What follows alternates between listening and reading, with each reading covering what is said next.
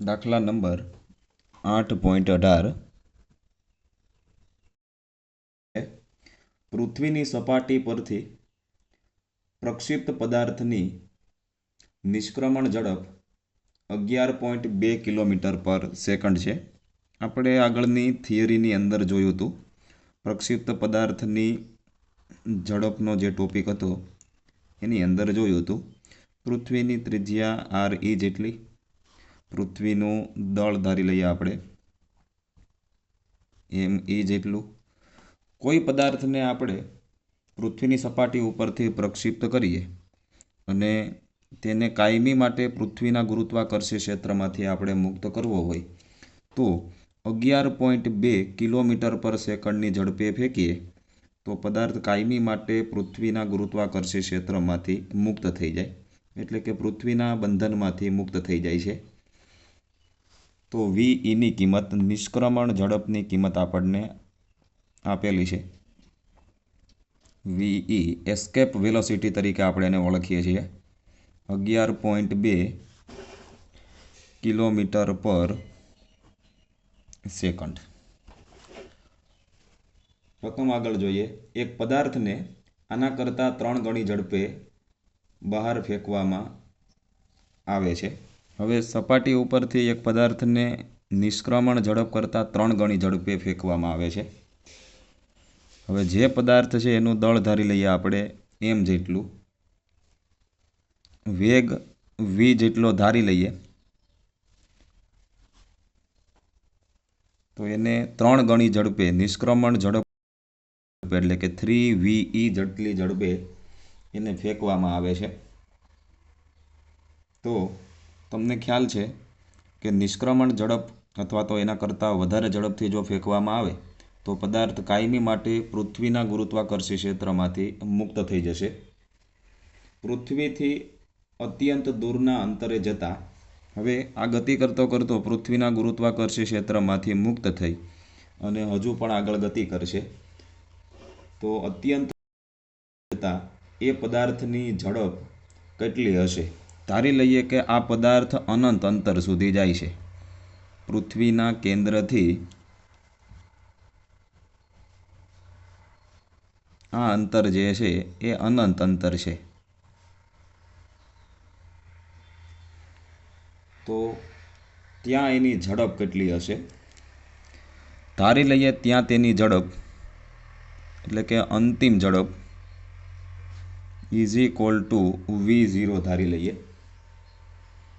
હવે જ્યારે આ પદાર્થ પૃથ્વીના ગુરુત્વાકર્ષી ક્ષેત્રમાંથી ગતિ કરીને બહાર જતો હોય છે તો રકમની અંદર શરત આપેલી છે, સૂર્ય અને બીજા ગ્રહોના અસ્તિત્વ અવગણવાના છે આપણે, કે જ્યારે પૃથ્વીના ગુરુત્વાકર્ષી ક્ષેત્રમાંથી દૂર જતો હોય છે ગતિ કરીને તો ત્યાં આપણે કોઈ ગ્રહ કે સૂર્યનું અસ્તિત્વ ધારવાનું નથી.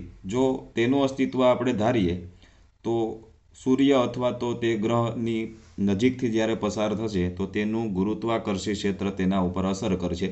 એટલા માટે ત્યાં આપણે એનું અસ્તિત્વ અવગણવાનું છે.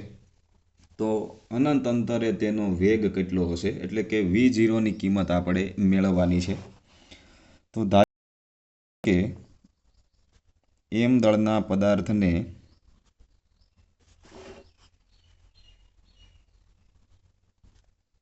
પૃથ્વીની સપાટી પરથી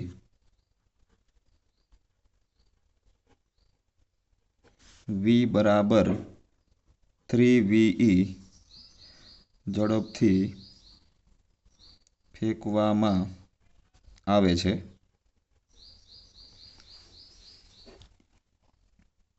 ધારી લઈએ અનંત અંતરે તેનો વેગ V0 છે.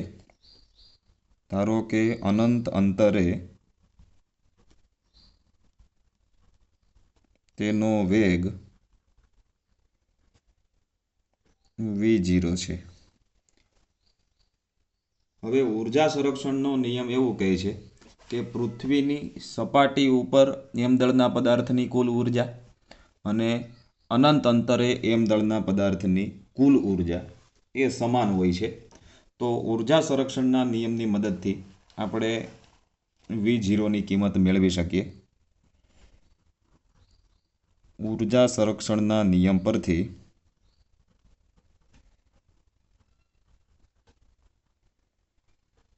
લખી શકીએ અનંત અંતરે કુલ ઊર્જા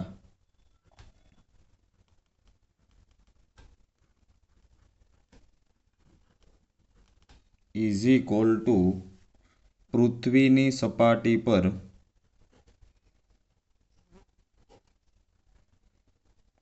કુલ ઊર્જા. હવે અનંત અંતરે એનો વેગ છે v0 જેટલો, એટલે ગતિ ઊર્જા થશે 1/mv0² અને અનંત અંતરે એની સ્થિતિ ઊર્જા થશે 0 એટલે +0. આગળના દાખલાની અંદર પણ આપણે આવી ગયેલું છે કે અનંત અંતરે પદાર્થની સ્થિતિ ઊર્જા 0 હોય છે. ત્યારબાદ પૃથ્વીની સપાટી ઉપર વેગ v આપણે ધારેલો છે અહીંયા, જે આપણને એની કિંમત પણ આપેલી છે, એટલે ગતિ ઊર્જા mv² અને પૃથ્વીની સપાટી ઉપર એની સ્થિતિ ઊર્જા થશે -gmE/re.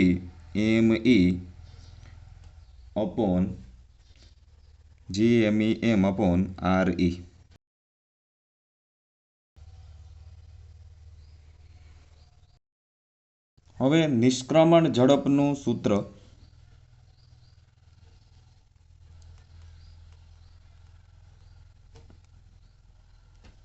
VE is equal to સૂત્ર છે 2gme/re. આ વર્ગમૂળની અંદર છે.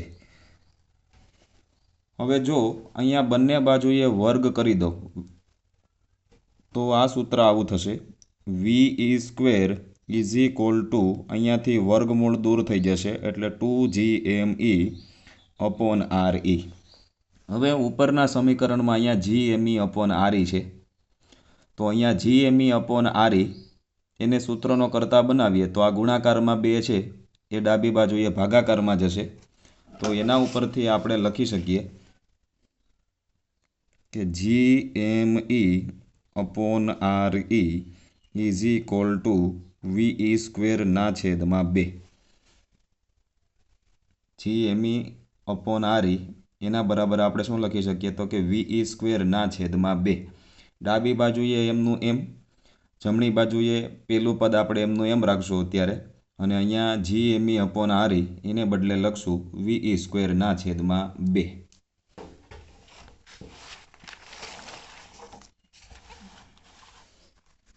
તો 1/2 mv0² is equal to mv² plus minus minus 1/2 mve². હવે બંને બાજુએથી 1/2 કેન્સલ થશે, અહીંયાથી કોમન નીકળશે. ત્યારબાદ પદાર્થનું દળ કેન્સલ થશે, તો સમીકરણ વધશે v0² is equal to v² minus ve². હવે v² ની કિંમત છે 3ve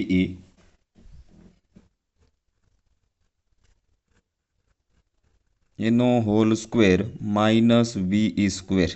આપણે v0 ની કિંમત મેળવવી છે, સ્ક્વેર દૂર કરીએ તો જમણી બાજુએ આપણે વર્ગમૂળની અંદર આ કિંમત લખશું 3/9 ve એનો સ્ક્વેર માઇનસ ve². બંનેમાંથી ve² કોમન નીકળશે એટલે v0 ઇઝ ઇક્વલ ટુ વર્ગમૂળમાં ve² કૌંસમાં 9 - 1.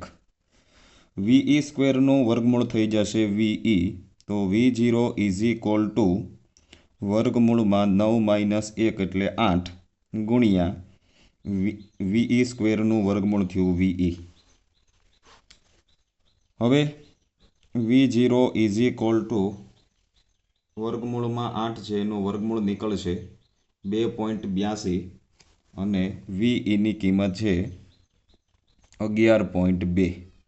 આનો જ્યારે ગુણાકાર કરશું તો આપણને જવાબ મળશે 31.68 કિલોમીટર પર સેકન્ડ. તો જ્યારે એમ દળના પદાર્થને પૃથ્વીની સપાટી ઉપરથી 11.2 કિલોમીટર પર સેકન્ડ કરતાં 3 ગણી ઝડપે જ્યારે આપણે ફેંકીશું તો અનંત અંતરે એ પદાર્થનો વેગ હશે 31.68 કિલોમીટર પર સેકન્ડ.